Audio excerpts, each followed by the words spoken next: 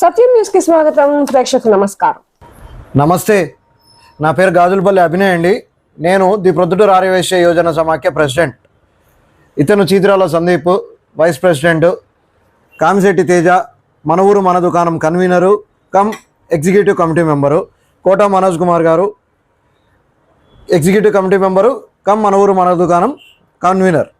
ఈరోజు మేము మీ ముందర రావడానికి ఒక ముఖ్య ఉద్దేశం ఉందండి. అది ఏంది అంటే, అందరికీ వ్యాపారాలు బాగలేవు, రాష్ట్ర వ్యాప్తంగా బాగలేవు, దేశవ్యాప్తంగా బాగలేవు, అసలు బాడిగలు కట్టడమే అగమ్య గోచరంగా మారిపోయింది అనే విధంగా వార్తలు వస్తూ ఉన్నాయి. డిస్ట్రిబ్యూటర్లు కావచ్చు, పెద్ద పెద్ద కంపెనీల వాళ్ళు కావచ్చు, రీటైలర్లకి అప్పులు ఇస్తే వసూలు చేసుకోవడము చాలా కష్టతరంగా మారింది అనే విధంగా వదంతులు వస్తున్నాయి. వదంతులు అనుకోవడం ఎందుకు, వాస్తవాలే అవి ఖచ్చితంగా అక్షర సత్యాలు. ఎందుకు కారణం మీకు అందరికీ తెలిసిన విషయమే కదా.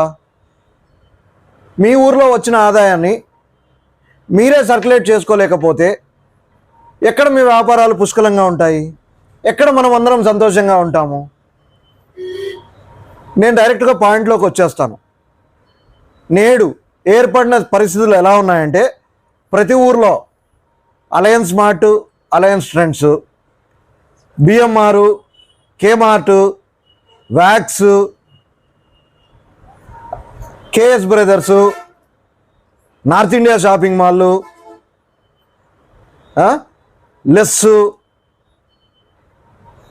ఇట్లాంటివన్నీ షాపింగ్ మాల్స్ దండిగా వచ్చేస్తూ ఉన్నాయి.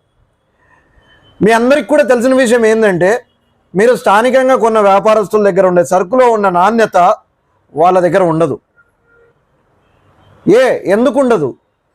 ఎందుకంటే మీకు ఆఫర్లు ఇస్తున్నారు. వాళ్ళు ఆఫర్లు ఎందుకు ఇస్తున్నారు? వాళ్ళకి తక్కువ పడిందనా? కాదు,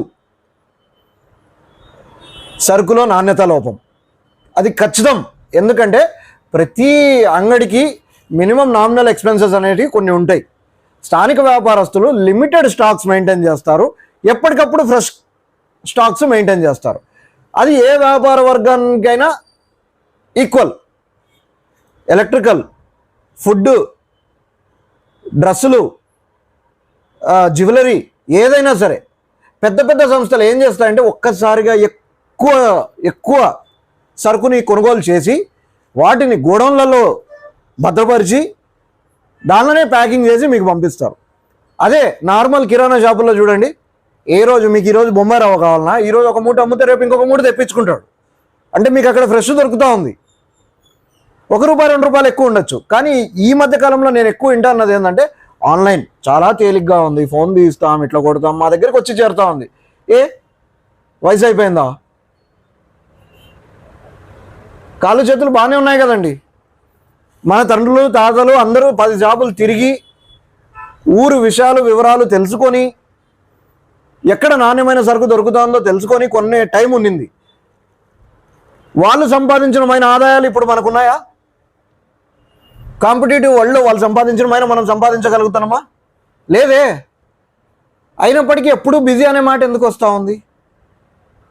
వెళ్ళండి, లేవండి, అంగళ్ళు తిరగండి, 10 మందితో కమ్యూనికేట్ చేయండి, ఊర్లో జరుగుతున్న పరిస్థితుల గురించి ఆరా తీయండి.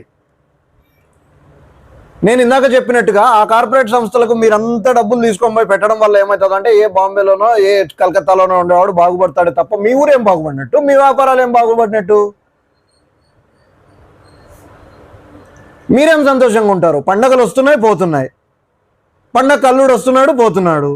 ఎన్కేస్ ఆస్తులు ఏంటంటే శూన్యం. ఎందుకని? ఎందుకంటే డబ్బు రొటేట్ అవ్వట్లేదు. కారణం, మనం పోయి మన దగ్గర ఉన్న సొమ్మునంతా ఎక్కడో స్థిరపడిపోయిన వాడి ఖాతాల్లోకి జమ చేస్తున్నాం. అర్థమవుతుంది అనుకుంటే క్లియర్గా అందరికీ. మేము మా తరపు నుంచి ఆర్యవైశ్య యోజన సమాఖ్య ప్రొద్దుటూరు మన ఊరు మన దుకాణం అనే కార్యక్రమాన్ని 8 నెలల కిందటే ప్రారంభించింది. దీనిని మాకు చేతనైనంత దూరం దొల్లిస్తూనే ఉన్నాము. పెద్ద పెద్ద నాయకుల దగ్గరికి తీసుకొని పోయినాము, పెద్ద పెద్ద ప్రజాప్రతినిధులతో మాట్లాడినాము. కానీ మీ అందరి సహాయ సహకారాలు లేకోకుండా ఇక ముందుకు నడవలేము. మీరు బాగుండాలా, మేము బాగుండాలా, ప్రతి వ్యాపారస్తుడు బాగుండాలా అంటే మనం చేయాల్సిన కార్యక్రమము, తదుపరి కార్యక్రమము స్థానిక వ్యాపారస్తుల్నే ప్రోత్సహించాలా. లోకల్గా ఉన్న కిరాణా షాపులలో కొనుగోలు చేయండి, లోకల్గా ఉన్న బట్టల అంగడ్లలో కొనుగోలు చేయండి.